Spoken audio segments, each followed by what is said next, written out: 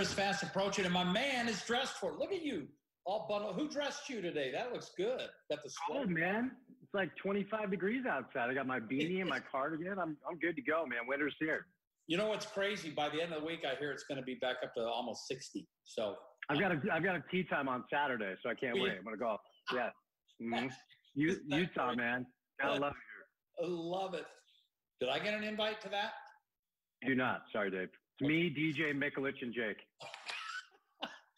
Okay, we'll have fun. It's going to be fun. It's going to be a good time. All right. It is 5 Questions with Spence. You hear him every day on the radio at ESPN 700 from 2 to 6. It's a fantastic show. The guest list is amazing. I'm going to be on there on Wednesday, by the way. I'm looking forward to it. Yes, you are. Here we go. 5 questions. Question number 1. Football at every level is hacking through their seasons. Some games having to be canceled, others moved. Players having to go on the 14-day COVID list. Do you think the way that the various leagues are handling this is improving or getting worse? You know, it's a good question, and I think it depends on the league, and I think it depends on the part of the country. I think our understanding of the virus has changed, and I think in some places it's evolved, and I think in some places fatigue has caused people just to quit and give up, which is the wrong approach. But it's hard to judge anyone right now, Dave. I think everyone's trying to do the best they can. I cheer for BYU to finish their whole schedule. I cheer for Utah State and the Mountain West to find success, and I applaud the Pac-12 for being a little bit cautious. I know that's a fence-sitting answer for a guy that isn't typically a fence sitter, but I'm trying to make space for acceptance of everybody's best laid plans, if that makes sense. I actually don't mind that answer at all. I think it makes perfect sense. Very good. All right, speaking of BYU, you just mentioned that. Question 2. BYU, yes, beat up another opponent in Texas State 52-14 Saturday. By the way, they have Western Kentucky this week, so yeah, it's about more of the same. Teams they would never schedule before the pandemic. Is Zach Wilson a legitimate Heisman candidate in your view? Sure. And look, if it wasn't 2020, I'd have more of a stomach to make space for the people that are just going to knock on the schedule the entire time.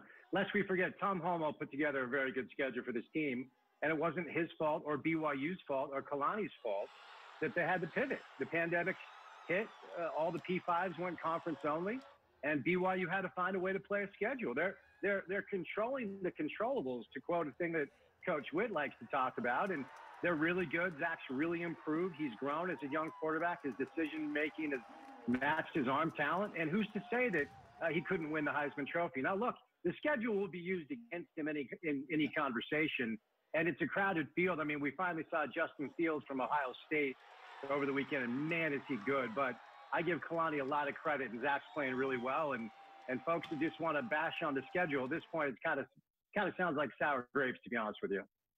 Perfect. Question 3.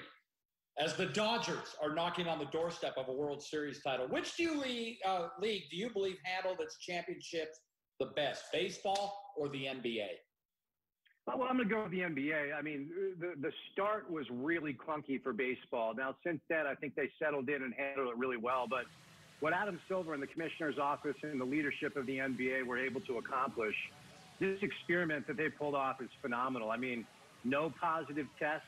As soon as somebody got sideways, like Daniel House got kicked out right away for trying to sneak a woman into his room. They took it very seriously. They were able to crown a champ. They finished the season, and everyone stayed healthy. I think we'll look back on this in a number of years and really give Adam and his staff a lot of credit for what they were able to do. Question 4. Even though the Jets are the only team in the entire NFL without a win, is it possible that the Dallas Cowboys are actually worse? No. It's not. Even with the third-string quarterback, even if Andy Dalton can't play this weekend, Dave, the Jets might be the worst team in the history of pro football, not just this year. I mean, they're awful. They haven't won. It's not close. They're bad. Like, we always talk about the 3 phases of the game. The Jets are horrible in all 3 phases of the game.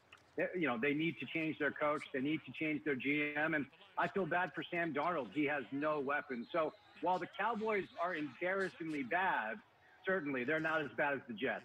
You and I, man, we need the NFL season to end, bro. I know we do. Let's just. I mean, when you're saying can't wait for next year and we're at week 6, that's bad. Yeah. Finally, I normally have a question 5 here, but Spence, I want to just take a really quick second. You and I, a little, a kind of a shout out to a neighbor of mine, Jim Romero. Many of you may know Duff Willie. Willie motors for years. His sister, Shauna, passed away not long ago, complications from surgery. Great woman. She will be missed. Your thoughts? Yeah, she was just so kind to me, and she was so kind to my entire family. I became fast friends with her two sons, Courtney and Adam, and you mentioned Duff. His son Walker is like a brother to me, and I just adore that family, and I feel so bad that they had to say goodbye to their mom and their grandma. I was able to go to the funeral for a minute and to watch those. I think it's 19 grandkids, Dave, walk up and put flowers on their grandma's coffin was a tug of the heartstrings. So a great, bountiful family. I just want them to know that we're all thinking of them. Yeah, we love them. They the Romeros live right around the corner from us. Jim, all the best to you and the family. Shauna will. Spence, thanks so much, my friend. I will check you on Wednesday. You can check Spence every day on ESPN 700. Thank you, my friend. Thanks, Dave. Be safe, man, okay?